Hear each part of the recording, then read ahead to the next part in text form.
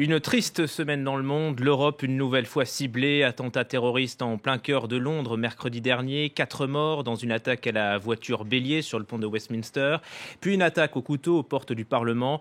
Le groupe État islamique a revendiqué. À quoi assiste-t-on en Europe alors que le continent fête demain ses 60 ans? Comment réagir? Et la population? On va prendre le pouls de nos éditorialistes avec Anita Hausser. Bonsoir. Vous êtes journaliste politique à Atlantico, auteur de Ennemis de 30 ans. Face à vous, Laure Simoès, bonsoir. Bonsoir. Vous êtes directrice éditoriale de Cartooning for Peace. Vous allez nous présenter tout au long de l'émission plusieurs dessins. Ziad Limam est avec nous. Bonsoir Ziad. Directeur du mensuel Afrique Magazine. Enfin, Régis Le Sommier, bonsoir. Bonsoir. Directeur adjoint de Paris Match. Vous revenez de Mossoul en Irak. Vous avez suivi la Golden Division. Les forces d'élite sont les forces d'élite irakiennes qui tentent... À Mossoul-Ouest. À Mossoul-Est, qui tentent de déloger les djihadistes donc, de la deuxième ville du pays. Merci à tous de participer à l'émission. 4 morts donc dans le cœur de Londres. Premier attentat depuis 2005 en Grande-Bretagne. On va déjà écouter Theresa May. Nos pensées et nos prières vont à ceux qui ont été touchés par ces événements, aux victimes et à ceux qui ont perdu des personnes chéries, ceux qui leur ont dit au revoir ce matin et qui ne les verront pas rentrer ce soir. Pour ceux d'entre nous qui étaient au Parlement ce soir, c'est un rappel du courage exceptionnel de nos forces de police. Ils mettent leur vie en jeu pour nous protéger. Voilà, l'identité de l'assaillant a été révélée hier. C'est un homme de 52 ans. Il était né dans le Kent, donc en Grande-Bretagne. La menace est donc venue de l'intérieur ? Elle est venue de l'intérieur. Disons que oui, enfin c'est pas la première fois. Si on s'en réfère à l'attentat qui avait lieu à Londres en 2005, les 4 kamikazes qui à l'époque avaient fait plus de 80 morts et 300 blessés dans Londres étaient tous nés en Angleterre. Alors à l'époque, il n'y avait pas l'État islamique, il s'agissait d'Al-Qaïda. Et là, c'est la première fois que l'Angleterre est frappée par un attentat revendiqué par l'État islamique. Apparemment, non, il n'y a pas eu de tentative chez lui, on ne connaît pas tous les détails encore, de partir en Syrie ou en tout cas d'y revenir ou d'y subir une formation.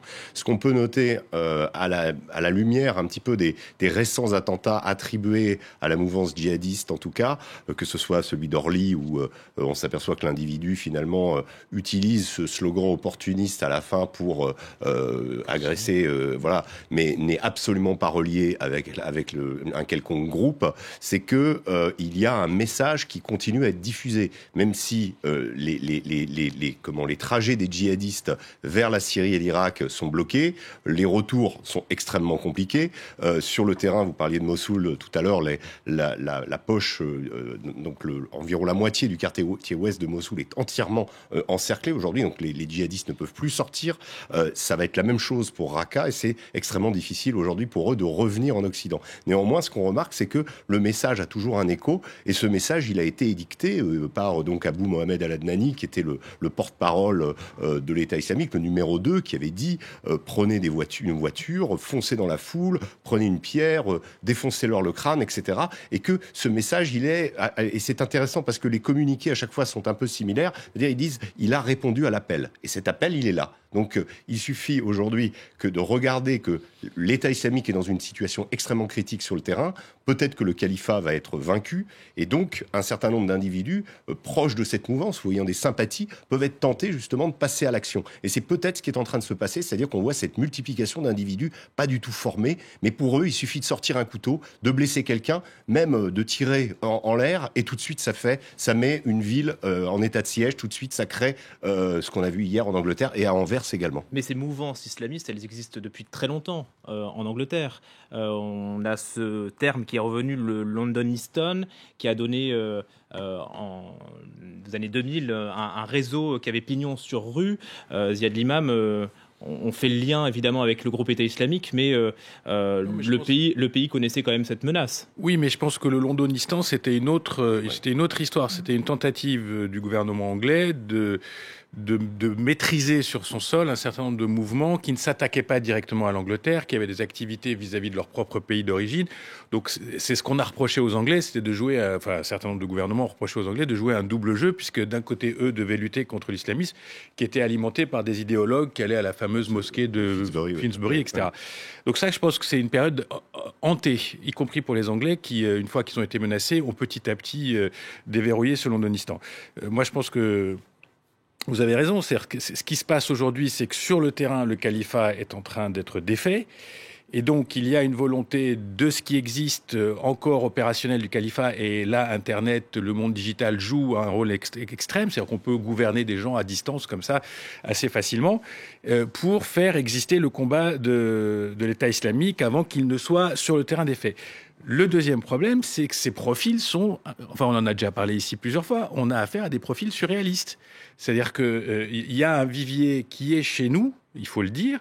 Vous savez que l'expression d'origine commence à poser de sérieux problèmes dans son utilisation, puisque quand on dit d'origine tunisienne ou d'origine nigériane ou d'origine je ne sais pas quoi, les gens disent non, ils ne sont pas nés en Tunisie, ils n'ont pas grandi en Tunisie, ils sont le produit de la société française, il est né en France, il a été éduqué en France. En tout cas, dans ce cas-là, il est né en Grande-Bretagne. Oui. Il est né en Grande-Bretagne, il a changé de nom. Donc on a affaire à une population fragilisés probablement, c'est souvent des parcours très chaotiques, très compliqués et qui s'auto-radicalisent soit parce qu'ils vont en prison, soit parce que le type a besoin d'un destin que lui propose l'État islamique. On voit souvent la drogue, on voit souvent de l'alcool, donc c'est des gens qui sont très difficiles à repérer. Et des moyens locaux aussi. Incroyable pour reprendre le type exactement d'individu à Anvers qui est appréhendé et qui n'est pas capable d'être interrogé parce qu'il est ivre. Oui. Théoriquement, bon, quand on imagine un djihadiste, et la vertu d'un djihadiste, c'est justement d'éviter l'alcool, etc. Alors, on sait que le djihad purifie. On sait que la voie du djihad permet de faire tous les péchés avant, et à partir du moment où on part, voilà, exactement. Mais le défi le défi quand même pour les systèmes de sécurité européens est extrêmement difficile parce qu'on a affaire à une menace qui est totalement diffuse, qui est totalement en nous. Et en même temps, on doit aussi confronter un problème, j'allais dire, je ne parle pas de l'Angleterre spécifiquement, mais si on parle de la France, on doit aussi se confronter au problème de cette situation qui crée des personnages comme ça, et qui est notre situation. Il y a le profil. Il y a aussi les moyens. On parle du terrorisme low cost. Oui, mais ça, mais est-ce qu'aujourd'hui, on est désarmé? Vous parliez des individus, on est d'accord, c'est très difficile à identifier, mais est-ce que sur ces moyens-là, on frappe avec une voiture, avec un couteau? Est-ce qu'on est désarmé pour faire face à ce type de menaces, Anita Özer? Comment voulez-vous repérer tous les individus s'ils ne sont pas en réseau? C'est-à-dire que vous avez des gens qui se radicalisent, vous le dites très bien, qui se radicalisent en prison, qui se radicalisent en regardant Internet, et du jour au lendemain, parce qu'ils présentent un terrain favorable et qu'ils sont violents, eh bien, ils se mettent à commettre des actes comme on en a vu. Donc c'est très très compliqué. Après l'affaire Mera en France, moi ça m'a... en plus de ça, là, on commémore l'anniversaire de Toulouse, Montauban, etc. Je veux dire, c'est le même processus. C'est impossible à éradiquer, même à prévenir. Il y a souvent un lien. C'est pour ça que les policiers font le tri dans l'entourage, parce qu'ils s'auto-radicalisent. Il ne faut pas rentrer dans la théorie du loup solitaire, qui est très compliquée. Mais il y a souvent un support système. C'est-à-dire, il y a quelque chose qui permet quand même... Il y a des cartes bleues, on peut louer une voiture, on peut avoir des armes. Bon, c'est pas très sophistiqué, mais il y a quand même un élément de support. Donc, il y a un défi pour les forces de sécurité de démanteler ces petits éléments de support, parce que c'est ça qui permet à ces types de passer. Mais le gars d'Orly, il y a certainement des éléments de support, mais l'espèce de virée nocturne délirante, là... Mais ce qu'il faut noter, c'est quand même il y a eu un certain nombre de progrès de la part des services de renseignement, justement pour traquer et pour prévenir. On a remarqué quand même, il y a eu un certain nombre de gens prêts à passer à l'action, notamment dans le sud de la France, qui ont été arrêtés avant, à cause peut-être d'une meilleure surveillance de Telegram, par exemple, des messageries utilisées par les djihadistes, où là, vous parliez de pilotage, donc il y a eu ce fameux Rachid Kassim, qui aujourd'hui a été droné en Syrie, mais qui lui a piloté Saint-Étienne-du-Rouvray, a a pris donc l'assassinat, l'égorgement du prêtre, également l'affaire de Notre-Dame avec les bonbonnes de gaz. Donc un certain nombre d'individus qu'il mettait en relation. Voilà. Je pense que dans l'observation de ces réseaux et parce que, en fait, c'est souvent des gens pas très discrets qui se sont exprimés. On a vu des chats de djihadistes expliquant ce qu'ils allaient faire. D'ailleurs, Kermiche avaient expliqué, et donc les Américains d'ailleurs avaient noté qu'il y avait dans leur profil et avaient signalé ces individus. Donc c'est des individus qui se sont fait repérer assez bêtement. Et ça, donc avec une meilleure observation de ces réseaux-là, on arrive à prévenir avant. Dans certains cas, mais malheureusement pas dans tous. On va faire une parenthèse dessin avec vous, Laure Simoès. On imagine que à chaque fois qu'il y a une attaque, l'émotion des dessinateurs est importante. Oui, ils sont même un petit peu agacés d'avoir à faire des variations sur ce même thème, mais on commence par ce très très grand dessin de Steve Bell, grand dessinateur britannique pour The Guardian, qui est très très solennel, puisqu'on voit cette vision désolée de Westminster. Ce qui est troublant dans ce dessin, c'est l'absence totale d'humains, ce silence assourdissant. Et puis c'est quand même la plus vieille démocratie du monde qui a été ciblée. On voit sur ces bandeaux ce WTF. Chacun sait ce que ça veut dire. Je m'étends pas plus là-dessus. Cet autre dessin aussi d'un autre dessinateur britannique qui s'appelle Anthony Gunn pour le journal catalan Ara.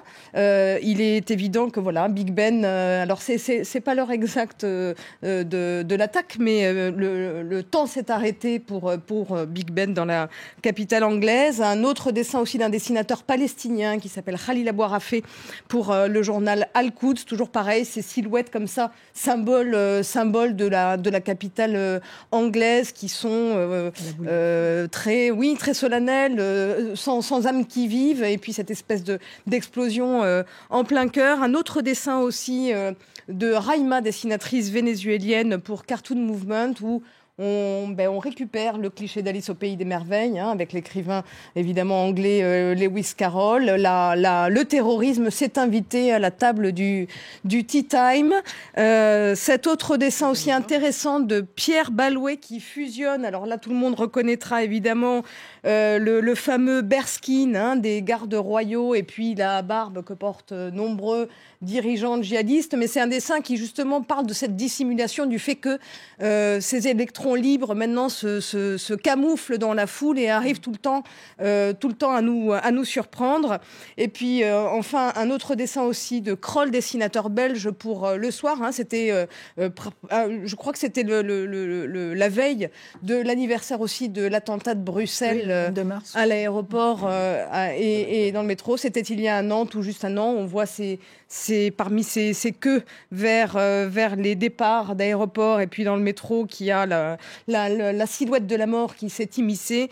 Et puis simplement pour terminer, voilà un dessin très intelligent de Cap, dessinateur espagnol, qui montre ce djihadiste qui alimente la peur et puis la xénophobie sur notre continent européen. Voilà, merci beaucoup Laura. Le groupe État islamique, on l'a vu, qui est très actif malheureusement en Europe. Pourquoi, Anita Auxerre, l'Europe est-elle autant visée alors qu'elle fête demain ses 60 ans ?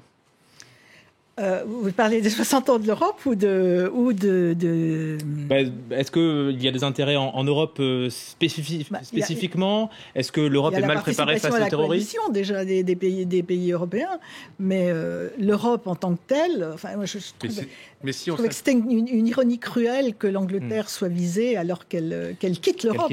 Mais si on suit le dogme stratégique de l'État islamique qu'il nous explique toute la sainte journée, donc on sait ce qu'ils veulent, c'est de créer la division dans une Europe où il y a des fortes communautés minoritaires musulmanes, de créer le chaos, la guerre civile, la disruption, la violence, etc. Donc c'est clairement en menant des attaques comme ça, et c'est pour ça que c'est très important que le corps social, enfin dans chacun de nos pays et d'une manière générale en Europe, arrive à tenir, parce que c'est vrai que la répétition, c'est l'effet de répétition aussi, c'est-à-dire les victimes. Donc c'est très très difficile. Un mot parallèlement à ça, c'est qu'on voit bien que c'est une affaire intérieure. Donc quand on a tout ce débat sur les frontières, les Muslim bans, les interdictions de voyage, etc., certes, peut-être, mais on voit bien que c'est des attaques qui viennent de l'intérieur. Aux États-Unis, toutes les attaques, ou quasiment 9-10 sur 10 d'entre elles, viennent de l'intérieur. C'est quand même aussi, vous évoquiez assez justement la participation des pays européens à la coalition. Oui, parce que ça, c'était un laïus qui revient constamment dans les revendications des Si vous arrêtez, on arrête. Voilà, c'est ça. C'est vous nous frappez, vous frappez nos frères, vous tuez nos... Voilà. Du Bataclan jusqu'à Saint-Étienne-du-Rouvray que j'évoquais tout à l'heure, à chaque fois, c'est le même discours plaqué, repris, etc. En disant, si vous arrêtez, voilà, on arrête. Est-ce que sur ce point-là, Régis Le Sommier, la Grande-Bretagne va muscler sa présence militaire en Irak et en Syrie contre le groupe État islamique ? Je pense que la Grande-Bretagne a déjà déployé des moyens considérables. Doit être le deuxième en termes d'investissement militaire dans la coalition après les États-Unis. Ça ne va pas changer quoi que ce soit. De même qu'en France, le 13 novembre n'a pas changé la participation de la France, au contraire. En tout cas, François Hollande avait annoncé plus de frappes. Plus de frappes, oui, tout à fait. Et puis un élargissement des frappes, parce que vous savez, avant, on s'arrêtait à la frontière, on ne tapait pas la Syrie. Et là, on a élargi notre spectre de façon un peu plus réaliste. Un des dossiers assez intéressants du Brexit sur les 25 ans qui viennent, je ne sais pas combien de temps ça va durer, c'est la coopération policière. Parce que les Anglais aujourd'hui font partie d'un réseau de coopération policière assez structuré, parce que c'est une des meilleures choses qu'on a réussi à faire. Et militaire. Est-ce que demain, Europol, tout ça, etc., comment ça va fonctionner ? Est-ce qu'on va avoir des accords avec la police britannique ? Comment on va échanger tout ça ? C'est le chantier qui se présente. Oui, François Hollande dit c'est au niveau européen qu'il faut s'organiser. Bon, on a bien compris que c'était au niveau de la défense et au niveau du renseignement aussi. Ça ne nous empêche pas de coopérer au niveau des renseignements et au niveau militaire et policier, puisque de toute façon, on a les accords avec les Américains, ils ne font pas partie de l'Europe. Je veux dire, on va négocier de nouveaux accords. Je pense qu'il va y avoir un tuilage, comme on dit. Mais ça va être compliqué. Un mot de Raqqa. Alors, vous nous parliez tout à l'heure de Mossoul, Régis Le Sommier, puisque vous étiez en reportage là-bas. Raqqa, le fief des djihadistes en Syrie. La ville est de plus en plus encerclée par la coalition et les États-Unis aussi annoncent un renforcement de leur présence. Est-ce que ce n'est pas une surprise là de Donald Trump qui avait dit voilà, on va peut-être se désengager ? Disons qu'on s'aperçoit qu'on a sur le dossier syrien en fait une accélération finalement plus du plan Obama plutôt qu'un retrait.